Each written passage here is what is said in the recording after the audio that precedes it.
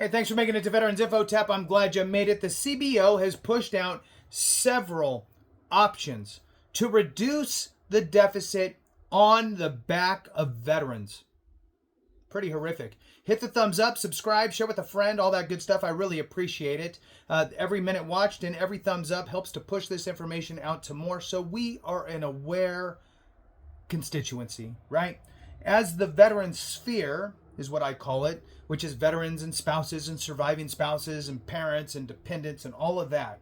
We need to be aware of what is being talked about and suggested or options that are being provided to Congress.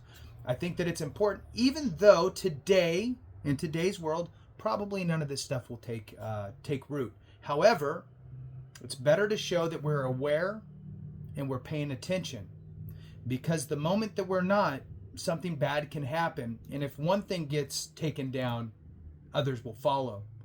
With that, this one here that I see next, and I've done a few videos on this, so look at the last few videos, either just after this or just before this, and there's more of this garbage from the CBO. All right, the headline here is narrow eligibility for VA disability compensation by excluding veterans with low disability ratings. So, if you're a 10, a 20, those are low ratings, well, guess what? You don't get anything. Sorry, move on. I don't know exactly the numbers. We're going to read through it here and see what they provided as an option. I frame it that way because the CBO likes to frame it that way.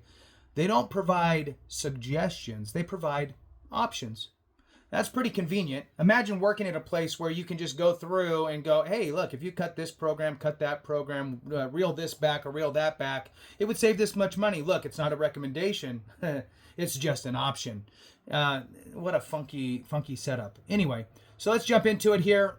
Again, narrow eligibility for VA disability compensation by excluding veterans with low disability ratings. CBO, the Congressional Budget Office, periodically issues a compendium of policy options called Options for Reducing the Deficit, covering a broad range of issues as well as separate reports that include options for changing federal tax and spending policies in particular areas. This option appears in one of those publications.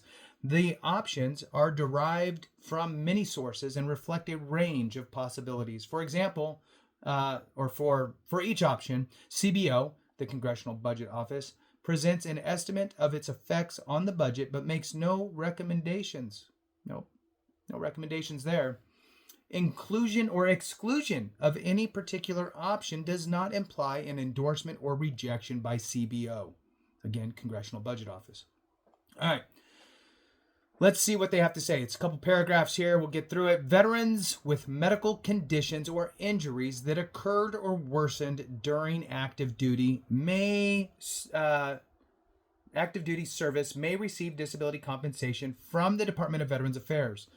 The amount of compensation depends on the severity of their disabilities, which are rated between 0 through 100% and other factors. Now remember the headline here, narrow eligibility for VA disability compensation by excluding veterans with low disability ratings. So look, if you need evidence and your doctor can't or won't, try your doctor. Work with your doctor. If it's a VA doctor, they probably won't do Nexus letters and DBQs. However, if you have a private doctor, they might. You'll have to bring them up to speed with what you're looking for. Make sure that they've got all the VA legalese in there.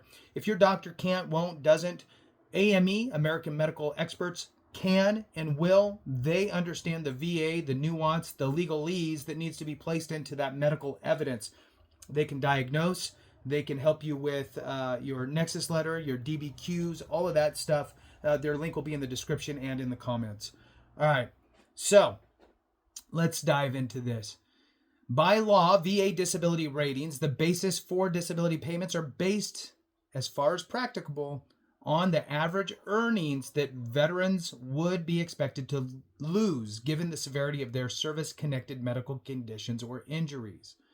Those ratings do not depend on whether a particular veteran's conditions reduce his or her earnings.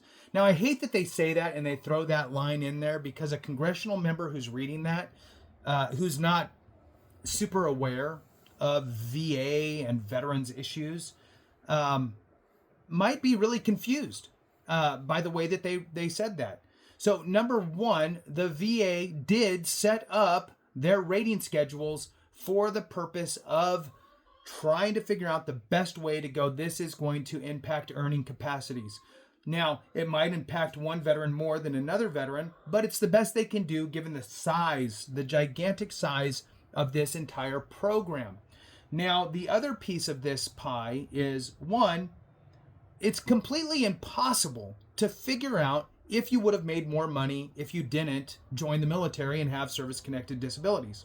It's impossible. You can't go back and rewrite it and see what would happen. That's number one. Number two, it's not just your earning. Everybody thinks it's my earning capacity today, right? Well, if you're making $200,000 or $300,000 today, good on you, first of all. But does that mean that you're going to be able to continue that for a long period of time? Maybe your lifetime earnings is going to be shortened because you can't push through as long due to your service-connected disabilities, right? So there's an argument there as well. There's actually kind of two graphs. How much are you earning today, and how long can you earn? Those two things play an important part in the fact that disability compensation is helping to bridge your lifetime earning capacity. So I am a fan of saying lifetime earning capacity instead of earning capacity. It wraps my mind around it a little bit better than the way that they word things here. Anyway, so there's another paragraph here. Under this option, first alternative, VA would narrow eligibility for disability compensation by requiring a disability rating of 30% or higher for all veterans. So, in other words, no 10%, no 20%. If you're a 20% or 10% or even a 0% rated veteran, you're kicked to the curb as far as, and I say zero because if you have multiple zeros, you can get a 10% payment.